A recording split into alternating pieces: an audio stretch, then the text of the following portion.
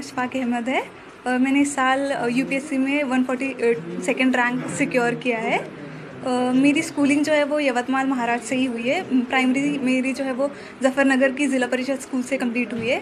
उसके बाद high school मैंने गवर्नमेंट कॉलेज से अपनी कंप्लीट की है। ग्रेजुएशन जो है वो मैंने पुणे के आज़म कैंपस से अपनी कंप्लीट की थी बीएससी मैथमेटिक्स में। 12th के बाद ही मैंने ये डिसाइड कर लिया था कि मुझे यूपीएससी करनी है। इंस्पिरेशन इसकी मुझे अपने मामू के थ्रू मिली, जो सेवा एनजीओ के सेक्रेटरी है। उन्होंने मुझे जो है वो इंट्रोड्यूस करवाया कि एक आईएएस ऑफिसर होता क्या है, उसके लिए आपको किस तरीके से प्रिपरेशन करनी है, ये सब चीज़ें। तो मैंने वहाँ से डिसाइड कर लिया था कि मुझे अब यूपीएससी करनी है। तो फिर ग्रेजुएशन के फ़ौरन बाद ही जो है वो मैंने अपनी प्रिपरेशन स्टार्ट कर दी थी यूपीएससी के लिए। पहले मैंने जो है वो अपना फर्स्ट अटैम्प्ट मुंबई से दिया था, हज हाउस से। सेकेंड अटैम्प्ट के लिए से मैं दिल्ली चली गई, जिसमें हमदर्द स्टडी सर्कल से जो है वो मैंने अपना सेकेंड अटैम्प्ट दिया। और फाइनली जो मेरा ये वाला अटैम्प्ट रहा है, जिसमें मुझे फाइनली सक्सेस मिली है, वो मैंने जामिया मिल्लिया इस्लामिया से दिया है, आरसीए में। मेरी ये जो पूरी जर्नी रही है उसमें बहुत सारे उतार चढ़ाव रहे हैं, लेकिन जो है मेरी फैमिली का सपोर्ट बहुत ज़्यादा इसमें रहा है, स्पेशली मेरे पेरेंट्स का। मैं फाइनेंशियली थोड़े हम्बल बैकग्राउंड से बिलोंग करती हूँ। मेरे पापा जो है वो ऑटो रिक्शा ड्राइवर है, लेकिन फिर भी उन्होंने कभी मुझे ये एहसास नहीं होने दिया कि हमारे पास रिसोर्सेज की कमी है। उन्होंने हमेशा मुझे सपोर्ट किया है। मेरी जो मदर है, उन्होंने मुझे हमेशा सपोर्ट किया है। कहीं ना कहीं मैं जो एक पेट्रियार्कल सोसाइटी से बिलोंग करती हूँ, इसके बावजूद भी कभी मेरे पेरेंट्स ने मुझे ऐसा महसूस नहीं होने दिया कि तुम लड़की हो, तुम ये नहीं कर सकती। उन पे दूसरों का भी प्रेशर था, फिर भी उन्होंने इस प्रेशर को हैंडल करते हुए मुझे सपोर्ट किया है।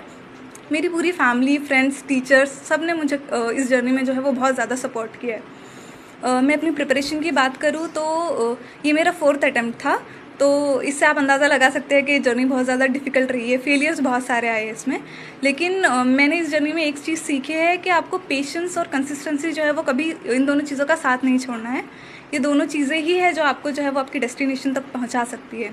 आपके पास फेलियर्स आएंगे, बहुत सारे आएंगे, लेकिन आपको उन फेलियर्स से सीखना है कि आपकी गलती कहाँ हो रही है और आगे बढ़ना है। जो आने वाली पीढ़ी है, नए बच्चे हैं जो ये सोचते हैं कि कैसे मुकाम तक पहुंचना है, तो उनके लिए क्या सलाह देना चाहिए? मैं यही कहना चाहूँगी कि आप कभी ये मत सोचें कि आपने जो सपना देखा है वो पूरा होगा या नहीं। कभी कभार ऐसा होता है कि हमारे पास जो है वो बहुत सारे बैरियर्स होते हैं। कभी फाइनेंशियली जो है वो हम अच्छे स्ट्रॉन्ग बैकग्राउंड से बिलोंग नहीं करते, तो हम सोचते हैं हम कर नहीं पाएंगे, लेकिन कहीं ना कहीं से आपको सपोर्ट मिल ही जाता है। अगर मैं अपना एग्जाम्पल दूँ तो जो सेवा एनजीओ है, उसके थ्रू जो है वो मुझे बहुत फाइनेंशियली सपोर्ट मिला है। इस तरह से मदद जो है वो आती रही है। मेरे पेरेंट्स ने मुझे हमेशा बहुत ज़्यादा सपोर्ट किया है। तो आपको कभी अपने सपने का जो है वो छोड़ नहीं देना चाहिए, उसके लिए हमेशा कोशिश करती रहनी चाहिए।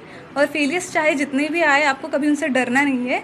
उसको एक सबक की तरह लेना है कि इससे आप कुछ सीख रहे हो, कुछ इम्प्रूव करने की आपके पास एक अपॉर्चुनिटी है, जिसको आप जो है वो अपनी लाइफ में अप्लाई करके आगे बढ़ सकते हो। जिला परिषद के स्कूल है, उसमें भी उर्दू मीडियम है। ऐसी परिस्थिति में हमेशा लोग सोचते हैं कि बड़े स्कूल होना चाहिए, अंग्रेजी में ही पढ़ना चाहिए, तो क्या लगता है इसमें? ये मेरे हिसाब से ये बिल्कुल एक तरह का मिथ है। ऐसे कुछ नहीं होता है। अगर आप खुद हार्ड वर्किंग हो, अगर आप में उतना जज्बा है कि आपको अपनी लाइफ में कुछ करना है, तो आप कैसे भी हालात में जो है वो आगे बढ़ जाते हो। और स्कूल हमेशा से एक बहुत इंपॉर्टेंट पार्ट होता है आपकी लाइफ में कुछ सीखने के लिए। आप में खुद में वो जज्बा होना चाहिए कि आप उस अपॉर्चुनिटी को एक्सप्लॉइट कर पाए और उससे सीख पाए। अभी आईएएस तो आप बन गए हो, लेकिन क्या आगे करना चाहेंगे सोसाइटी के लिए? ये तो बस एक फर्स्ट स्टेप है, एक तरह से मीन्स है ये, कुछ हासिल करने के लिए, कुछ पाने के लिए। तो ये एक तरह से मेरे लिए मीन्स है कि मैं सोसाइटी को सर्व कर सकूँ, सोसाइटी में जो अंडर प्रिविलेज सेक्शन है उनके लिए कुछ कर सकूँ, स्पेशली गर्ल्स के लिए, क्योंकि मैं रिलेट कर सकती हूँ कि एक लड़की के लिए कितना मुश्किल होता है आगे बढ़ना और कुछ अचीव करना। तो मैं कोशिश करूँगी कि मैं एजुकेशन और हेल्थ केयर जो है उस पर ज़्यादा अपना फोकस करूँ और सोसाइटी के लिए कुछ कर पाऊँ। हमने सुने कि आपका खुद का घर भी नहीं है, तो पढ़ाई के लिए जैसा जो भी बोलना है बाकी बच्चों को, बहुत सारे लोग बोलते हैं कि भाई पैसा लगता पढ़ाई के लिए वगैरह, तो उसके बारे में आप क्या बोलना चाहेंगे? देखिए, ये सारी तो सेकेंडरी चीज़ें होती है। आपको खुद का घर चाहिए, पैसा चाहिए, ये सब होते हुए भी अगर आपके पास अपना खुद का ही कोई जज्बा नहीं है आगे बढ़ने का, आप में खुद में ही वो लगन नहीं है कुछ करने की, तो आप कुछ नहीं कर सकते। अगर आपके पास वो जज्बा है, अगर आप जो है वो हार्ड वर्किंग है, अगर आप सोचते हैं कि आप कुछ अचीव करना चाहते हैं और उसके लिए कोशिश करते हैं, तो फिर रिसोर्सेज तो कहीं ना कहीं से आ ही जाते हैं। हम ऐसी सोसाइटी में रहते हैं, इसके लिए हमें ग्रेट